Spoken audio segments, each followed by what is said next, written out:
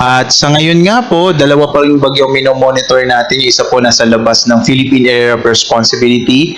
Ang bagyong si Typhoon Dolphin ay nasa mahigit 1,900 km east, northeast na extreme northern Luzon. Napanatili niya pa rin ang kanyang lakas at kumikilos pa kanluran, timog kanluran sa bilis naman na 25 km per hour. Hindi pa rin natin inaalis po ang posibilidad na maaring na dumaplis ito or pumasok ng Philippine Area of Responsibility. Inaasa natin ngayon hanggang bukas pinakamalapit ito sa ating bansa at inalis ang posibilidad na magtaas tayo ng tropical cyclone wind signal once na lumapit na po ito sa may bahagi ng southern Japan. So maaari pong mahagip ng rain bands nito o yung ilang bahagi ng bagyo yung area ng Batanes. Samantala inaasahan din natin na sa patuloy na pagkilos ng Typhoon Dolphin ay maaari niyang maapektuhan itong bago nating binabantayang bagyo na si Bagyong Maymay na huling lokasyon as of 1 a.m.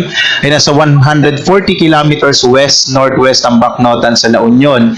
Napanatili niya po ang kanyang lakas sa 55 kilometers per hour malapit sa gitna at pagbuso na sa 70 kilometers per hour at halos hindi po ito gumagalaw sa ngayon. At inaasahan po natin na coming days, posible po within the day, ay ito ay maglandfall dito sa may area ng Ilocos Sur. At patuloy pa rin ang epekto ng southwest muson na habagat na siya naman magdadala ng mga pag-ulan sa malaking bahagi ng Luzon at gayon dito sa may kanlurang bahagi ng Kabisayaan. Sa ating latest track ng bagyong si Maymay, makikita po natin na sa ngayon po ay stationary pa rin ang pagkilos niya pero inaasahan po natin na within the day kikilos na po ito pasilangan. Malaki po yung posibilidad na ito ay maging tropical storm. Ibig sabihin po na kapag naging tropical storm na ay posible po tayo magtaas hanggang tropical cyclone wind signal number 2. So bago po mag-landfall ito sa may area ng Ilocos Sur ay maaaring nasa tropical storm category yung bagyo.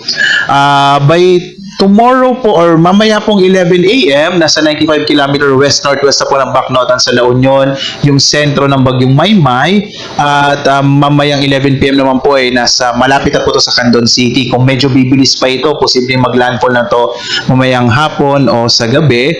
Pagdating po kinabukasan araw ng Huwebes ay posibleng malapit na ito sa Mountain Province. So asahan po natin na hihina na po yung bagyo once nandito na po sa may area ng Cordillera at by Thursday din po, posibleng low pressure area na lamang ito malapit sa Tumaini sa Isabela.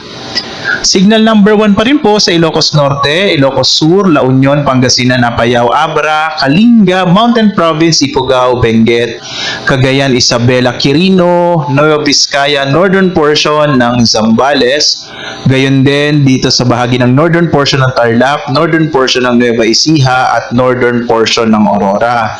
Inaasahan po natin ang mga lugar kung saan po mayroong nakataas na tropical cyclone wind signal number 1 ay may mga posibilidad pa rin ng mga pagbuso ng hangin na direktang epekto ng bagyong Maymay. Asahan din po natin yung pagiging maulang panahon dito sa malaking bahagi ng Luzon dahil po sa pinagsamang epekto ng bagyo at ng southwest monsoon o habagat.